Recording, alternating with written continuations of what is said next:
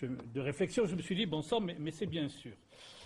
D'abord, si l'on veut essayer de se projeter justement en termes de prospective, il faut toujours revenir vers le passé. Le Maroc a un lien très important avec le Proche et le Moyen-Orient, de façon historique d'abord, à travers sa contribution, d'une façon comme d'une autre, au conflit israélo-palestinien.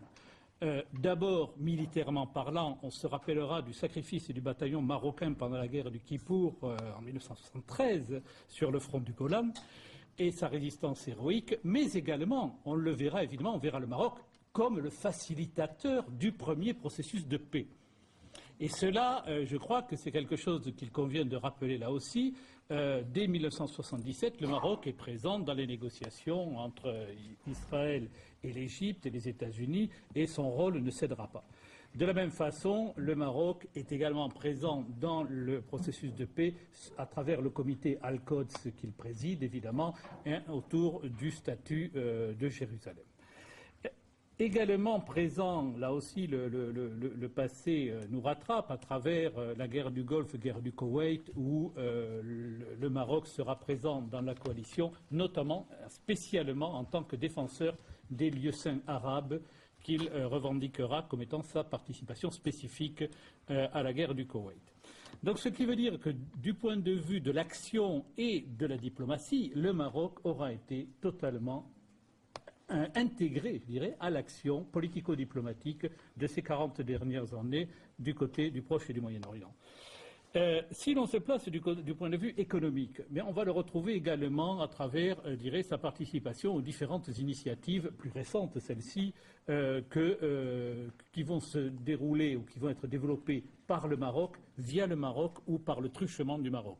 Je pense bien entendu à l'accord d'Agadir, élément essentiel de cette nouvelle stratégie de libre-échange qui se profile et qui inclut l'Égypte et la Jordanie, si l'on veut regarder du côté du Mashrek, mais qui s'est installé au Maghreb, enfin qui a été créé au Maghreb. Et de la même façon, dans le cadre du BMENA, c'est le Broad East and North Africa Initiative qui a suivi la guerre d'Irak, même si cette initiative a à l'heure actuelle quand même pas mal de plomb dans l'aile, dira-t-on, on pensera évidemment à ce qui s'est ouvert à travers le forum de Rabat de 2004, où l'on a vu effectivement, là aussi, un certain nombre d'initiatives promues à travers, je dirais, le dynamisme marocain et qui se sont, je dirais, et qui ont été lancées à terme. Maintenant, s'agirait-il d'en faire le bilan et le constat.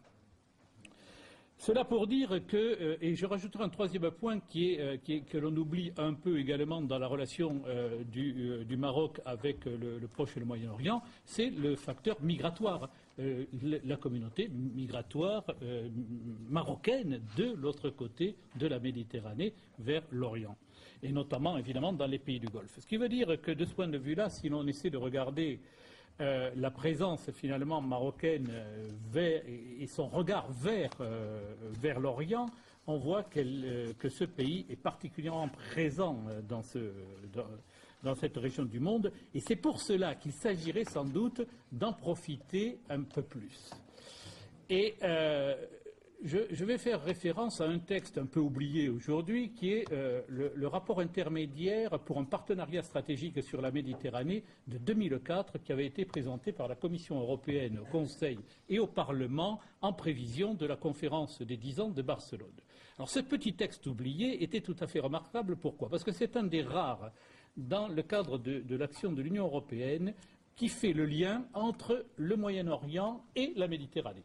C'est-à-dire qui essaye d'établir un linkage, comme disent les stratégistes, c'est-à-dire un lien stratégique entre l'Euro-Méditerranée telle que nous la connaissons aujourd'hui et les besoins économiques, politiques et stratégiques du Golfe. Alors sans doute y avait-il derrière ce texte l'idée qu'il fallait contrebalancer l'action du BMENA, du Greater Middle East américain, mais fondamentalement ce texte était très bien vu. Et je crois que d'une certaine manière, s'il s'agissait de remettre cet ancrage, de reprendre à notre compte cet ancrage Méditerranée, Moyen-Orient, Golfe, tel qu'il se dégageait de cette proposition de 2004 dans le cadre de l'Union pour la Méditerranée,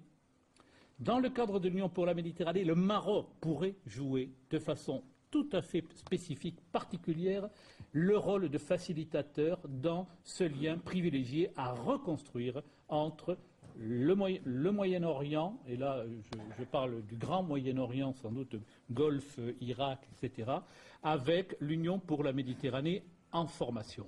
Et je pense que de ce point de vue-là, je dirais, nous aurions un gain à la fois stratégique et qualitatif qui serait tout à fait significatif et qu'il ne faut pas, je dirais qu'il ne faut pas laisser disparaître. Et je vous remercie.